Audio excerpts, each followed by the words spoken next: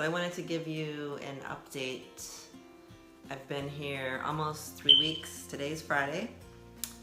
I'm going to my third movie night tonight, and I made pistachio pudding for tonight. I went down to the store and they had the little Jello pistachio puddings for $1. So, like, I can't remember the last time I made a Jello instant pudding. Literally probably 20 years ago. But since I'm sharing it and that's what people like, I did buy 2 of those and I made little cups. I'll show you. Aren't these adorbs? So the little pistachio puddings, about a half a cup in there each, and I put some golden raisins in there that I happen to have, and a little cinnamon on top. So it should be a hit. We'll see. And I'm sure I'm gonna have 1 or 2. So I just got word today that I am finally getting my house in a week or week and a half. The place I'm in now, they weren't in any hurry to get me over there because I have a place now. And the house is owned by the church. And even though the verbal deal is done that the school is going to be able to use the house, they maybe weren't in any hurry to go in there and really get it ready. But now they're going to be, because this house is going to be used for a teacher that's coming in that they were looking for a while. So I will be moving out and moving up, and this place will be taken by somebody else. And since it's a 2-bedroom house over there, any itinerant people that come in once a month or whatever, there are a few of those, they will stay with me over there, and that's just fine. So I'm excited about that. I will definitely, I left the refrigerator open. Hold on. This particular refrigerator doesn't close on its own. I don't know if it's on an angle or something, but anyway. So, what was I saying? Totally forgot what I was saying.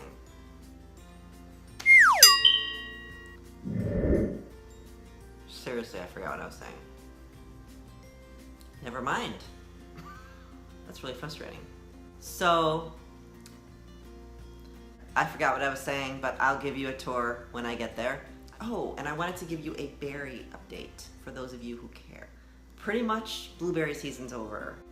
I ended up getting quite a bit of berries, of blueberries. I probably got, over a gallon of blueberries. And they're keeping pretty good in my refrigerator. I've frozen maybe 4 cups, so like half a gallon. And those are probably gonna be used for pancakes and stuff like that. Frozen blueberries, I mean, once you thaw them out, I guess you could put them in a smoothie. You could do that, but other than that, that's pretty much all you can do. So I have some plans for some pancakes every once in a while. In my boxes, I have some flowers coming, so I'm gonna save those for that. Or muffins. I did make some muffins, as a matter of fact.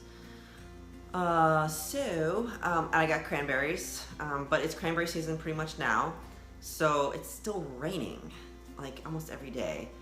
So on nice days, I've been able to go out, and that's kind of when I get to take the opportunity. And so I'll be continuing to get cranberries, and I'm also told that there is sweet potato season coming up. They're gonna dig them out of the ground. I'm very excited. It's called an Eskimo potato, and one of the elders called it a sweet potato, so I'm guessing it's very similar to a sweet potato. I'm also looking for some wild celery. There's wild celery somewhere, and I haven't seen it yet because I don't know really what to look for yet, so I'm working on that.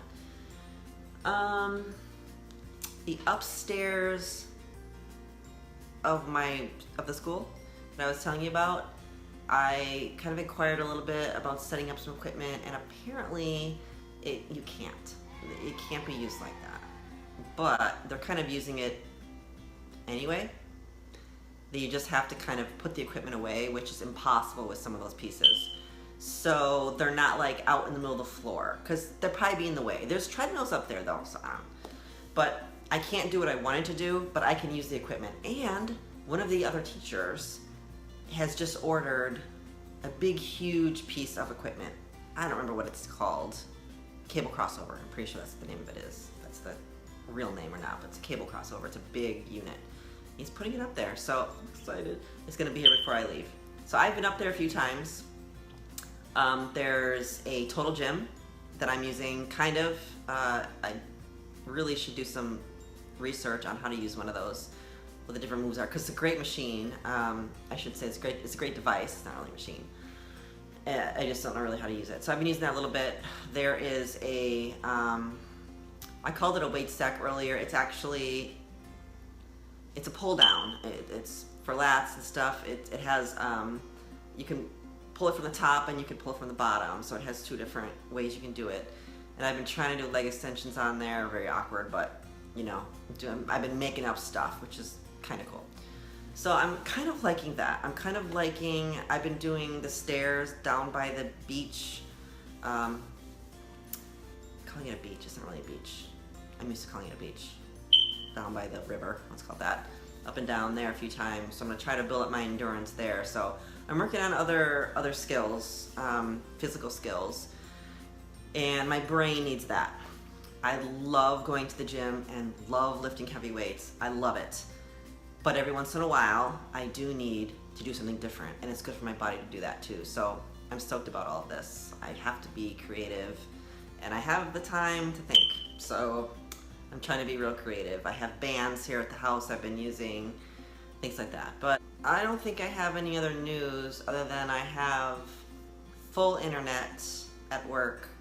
I can get on Facebook during the day. I can get on websites now. Every once in a while, it's finicky, and the Wi-Fi or the district or whoever, powers that be, decide, no Facebook today, no Amazon today, you know, whatever.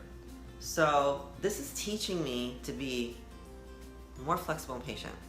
I am used to big city stuff. I'm used to fast.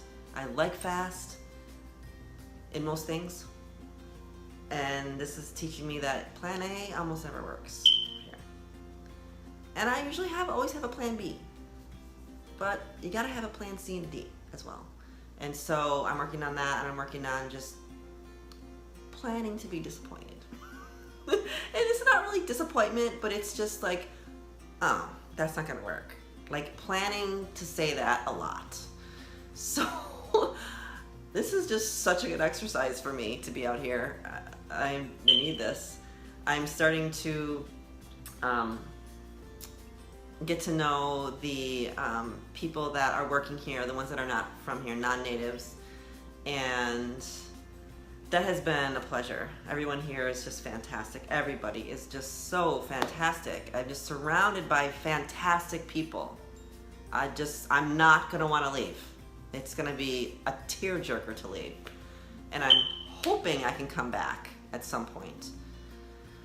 So if you have any ideas for topics to discuss, just let me know. If you don't know me, you can check out my website and see what my practice looks like. And I'd be happy to expound on any of the topics that are discussed there. My Instagram channel, just to let you know, is mainly focused on food.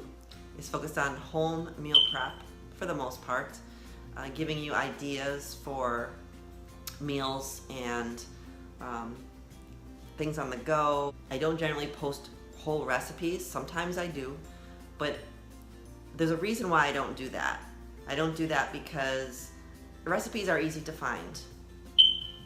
What I try to do is inspire, and what ultimately I think people need to do is understand concepts and understand that you can do something gluten-free, or you can do something dairy-free, or you can do something, you can upgrade a recipe, let's say, of one of your favorite, like ice cream. That's one of my biggest loves of life is ice cream. And so I've been able to upgrade ice cream, make all kinds of different types that at least I enjoy. And so I just like to post ideas so that people are inspired to do something different. People are inspired to upgrade their diet, that they can realize that you can use this ingredient instead of this ingredient. So it's not, I don't want to spend a lot of time on Instagram writing out all kinds of recipes, but sometimes I do, and especially if it's requested, I will make a recipe. And to be honest, a lot of my stuff I don't have recipes for. I just kind of create in the moment, or I'm following another recipe and I'm tweaking it, and I don't necessarily remember how I tweaked it. So I can give you a general idea of what I did, but not necessarily exacts, because a lot of times I don't even measure. Unless I'm following a recipe, then I'll measure. So that's how my Instagram channel works. I just wanted to mention something in this video about something that just clicked in my head. It's an obvious truth, but it hit me even on a deeper level the other day as I was walking through the village. In a place like this, where it's a very small community, in this case 310 people, isolation all around for the most part, these people have to rely on each other for survival. And that's what all communities were a long time ago, even maybe not so long ago. And we've gotten so far away from that, and it's understandable why. We've got devices that allow us to be very independent, and our families don't have to be in the same area anymore in order to maintain relationships. But here, as I was walking one day, and everybody was saying hello to me, and I've never once felt like I was not welcome. And I also feel like I could ask almost anything of anybody, and they would at least try to help me. And it's just a different warm, fuzzy feeling that, unless you've experienced before, from everybody around you, from every stranger around you, it's hard to explain. But it's understandable, once again, because that is our human nature. Take care of each other, look out for one another, help each other. There's enough for all. And it's refreshing to feel that here. So I think it's going to be a nice lesson for me in how to be even more supportive of people that I know and love, and those that I don't know. Because it's easy in a big city to just get kind of lost in your own agenda, forgetting about others or others in need. That is to say, we have to have healthy boundaries as well, especially when you are living in a big city and others don't have the same mentality as everyone has here. It's safe to help somebody out. You're not going to be on your own if that person needs additional help. Everyone's going to do what they can. In a much larger population with a different culture, which is important, you have to keep that in mind as well. If you go to a culture like mine, which is very much of a mixed culture in a big, huge city, it's easy to get taken advantage of. Here you could too, but it's definitely not the same risk. So it's just something that I wanted to mention, and something I'm looking forward to experiencing on a long-term basis, because I never have over more than 2 or 3 weeks when I've taken some of my other trips. So this is Terry Lynn with Live True. Please subscribe to my channel for future updates. You can also see my website that I'm posting below for more information about me and my practice.